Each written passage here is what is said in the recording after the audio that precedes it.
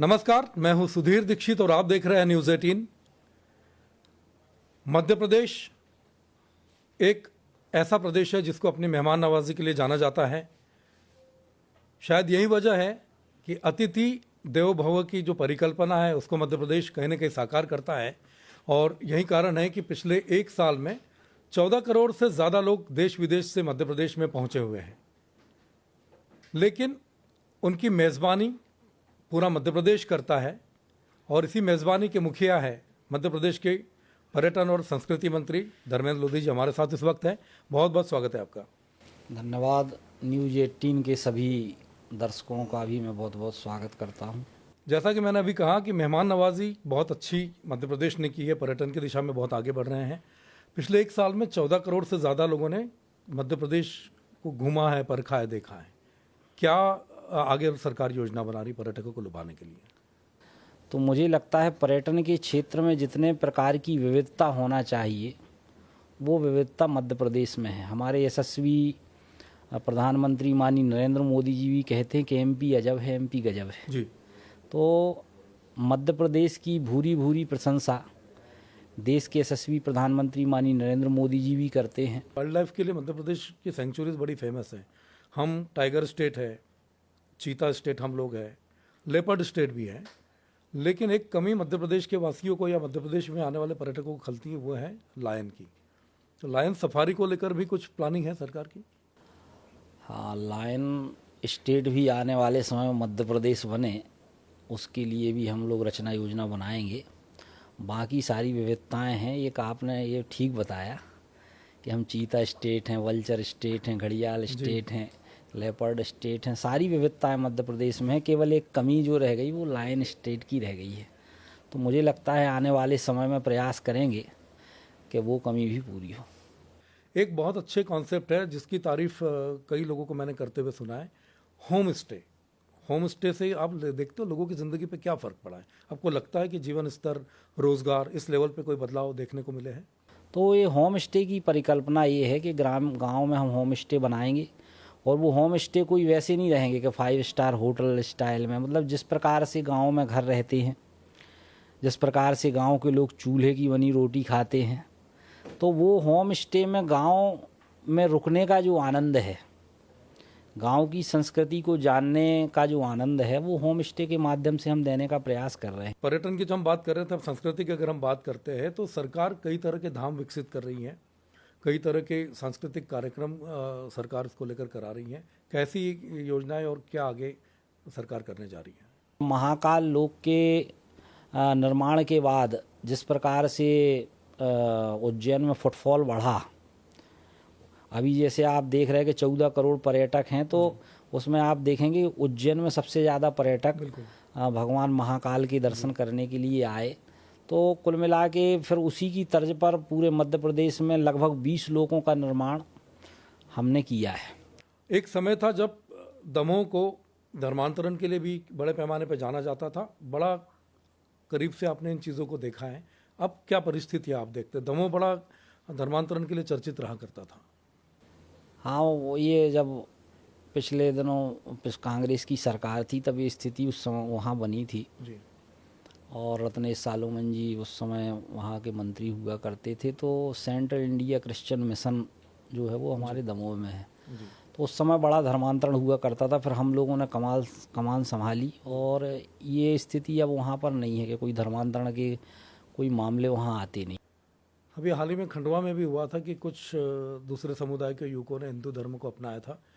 तो धर्मांतरण, जबरन धर्मांतरण, मतांतरण, इसको आप कैसे देखते हैं?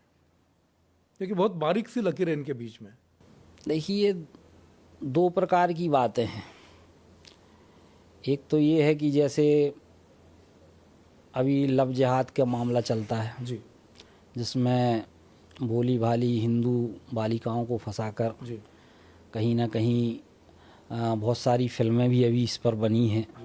आप केरला स्टोरीज इत्यादि आप देखेंगे तो वो कोई कल्पना नहीं है, वो ओरिजिनल चीज़ है। तो ये कहीं ना कहीं ये लव जिहाद इत्यादि मामले जो उस समय आ रहे थे, तो अभी इसने सरकार के माध्यम से हम लोगों ने पिछली बार कड़ा कानून भी बनाया है। तो ये तो हो गया कि आप षड्यंत्र करके या किसी को बरगला के फुसला के करते हैं तो ये गलत है। बागेश्वर धाम के पीठाधीश्वर हैं पंडित धीरेन्द्र शास्त्री जी, वो हिंदू राष्ट्र की बात लगातार करते हैं। साथ ही साथ उनका ये कहना है कि मैं समाज को जगाने में आया हूँ, मैं अपना काम कर कर जाऊँगा। देखिए, सबसे पहले हमको इन सब चीज़ों का विश्लेषण करने के लिए हिंदू धर्म को समझना पड़ेगा, जी सनातन को हमको समझना पड़ेगा। जी जैसे दूसरे धर्म कहते हैं कि इसी रास्ते से जाओ तभी पहुँचोगे, जी तभी आपको ऊपर वाले की प्राप्ति होगी। बिल्कुल अगर इस रास्ते से चलोगे जी और इस रास्ते से नहीं चलते तो तुम काफिर हो। जी लेकिन अपना हिंदू धर्म क्या कहता है?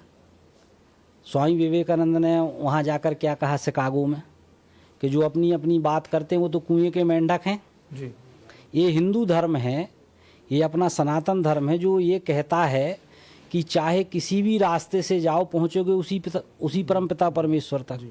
सृष्टि के कण कण में जर्रे जर्रे में वह परमपिता परमेश्वर समाया हुआ है। ये बात अगर कोई करता है तो वो हिंदू। आपकी विद्वत्ता, आपके दर्शन, आपके अध्ययन के बहुत लोग कायल हैं। मैंने बहुत सुना आपके बारे में कि आपने काफ़ी अध्ययन किया है। जैसे आपने एक बात अभी और बताई कि हम सब एक है, एक साथ लेके चलते, उससे तो मुझे याद आ रहा है कि एकात्म धाम की परिकल्पना सरकार ने की है। आदि शंकराचार्य को लेकर सरकार ने योजना बनाई, उस बारे में थोड़ा बताएंगे आप? अभी आपने देखा 108 फीट ऊंची मूर्ति वहाँ लगकर तैयार हुई है, बनकर तैयार हुई है। पहले चरण का काम वहाँ शुरू हो गया। दूसरे चरण का काम अभी माननीय मोहन यादव जी भी आए थे, दूसरी चरण का काम भी वहाँ पे शुरू हुआ और लगभग 2200 करोड़ रुपए के काम वहाँ पर स्वीकृत हुए हैं। मतलब ये है कि आचार्य शंकर ने जो शिक्षाएं दी, एक बड़ा केंद्र ओमकारेश्वर बनकर आने वाले समय में उभरेगा। न केवल देश में बल्कि दुनिया में मध्य प्रदेश के पर्यटन का डंका बज रहा है। हाल ही में आप स्पेन और जर्मनी की यात्रा पर गए थे, कैसा वो अनुभव रहा और क्या फ़र्क आप देखते हैं वहाँ के पर्यटन में, और कौन सी ऐसी चीज़ है जिसको आप मध्य प्रदेश में लागू करें तो पर्यटन में बड़ा उछाल देखने मिल सकता है? देखिए, अभी 2 देशों की मैंने यात्रा की और वहाँ के भी बहुत सारे जो पर्यटन स्थल हैं वहाँ पर जाने का भी अवसर मिला और वहाँ किस प्रकार से अपनी संस्कृति को लोग सहेज के रखते हैं, किस प्रकार से अपनी संस्कृति को वो का प्रगटीकरण करते हैं। बहुत पुराने पुराने मॉन्यूमेंट्स हैं लेकिन उनने किस प्रकार से उसको रिनोवेट करके रखा है, किस प्रकार से अच्छा बना के रखा है, तो वो सारी बातें वहाँ से हम सीख के आए। राजनीति में जो बयानबाजी हो रही है, आपने हाल ही में देखा होगा प्रधानमंत्री नरेंद्र मोदी जी की माताजी के लिए अपशब्द बोले गए थे, तो राजनीति का स्तर आप क्या देखते हैं? उसको कैसा लगता है कि गिर रहा है स्तर बहुत ज़्यादा? देखिए, राजनीति का स्तर जिस प्रकार से कांग्रेस ने अभी गिराया है, ऐसा पहले कभी नहीं होता था। भाई, एक माननीय प्रधानमंत्री जी की माताजी को उस मंच पे गालियाँ देने का काम करे जिसमें राहुल गांधी विरुद्ध, इससे क्या संदेश जाता है? आप देश की राजनीति को कहाँ ले जाना चाहते हैं? जी, बिहार चुनाव आने वाले हैं। बिहार चुनाव को लेकर विपक्ष एकजुट है। वहाँ पर राहुल गांधी के साथ अखिलेश यादव भी है और तेजस्वी यादव भी है। खास तौर पे पिछड़ा वर्ग का बड़ा चेहरा है, बुंदेलखंड के और प्रदेश के बड़े चेहरे के तौर पर है, और पिछड़े वर्ग की राजनीति बिहार में भी काफ़ी मायने रखती है। ऐसे में विपक्ष को आप कितना ताकतवर देखते हैं बिहार में? देखिए, जब से मोदी जी का डंका बजा है, भारतीय जनता पार्टी का डंका बजा है, तो ये लोग जैसे कहते हैं ना कि जब बाढ़ आती है तो सांप बिच्छू गोहेर एक ही सब घाट पर खड़े होते हैं, क्योंकि भाई उनकी जान खतरे में है। तो ये जो है, जब से ये पूरे देश में, पूरे विश्व में मोदी मोदी चल रहा है, तो जैसे बैल को कोई लाल कपड़ा दिखा दे वो भड़क जाता है, ऐसे ये विपक्ष के लोग मोदी जी का नाम सुन के भड़क जाते हैं।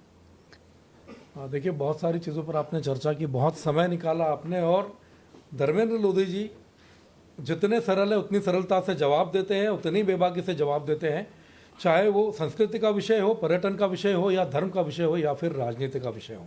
इनसे बिहार चुनाव के बाद एक बार फिर हम मुलाकात करेंगे और फिर समझेंगे कि आखिर परिस्थितियाँ कितनी बदली हैं और जिन बातों का ये जिक्र कर रहे हैं या जो दावा कर रहे हैं वो कितनी सही साबित हुई हैं। बहुत बहुत धन्यवाद आपका, बहुत बहुत धन्यवाद। आपका भी बहुत बहुत धन्यवाद।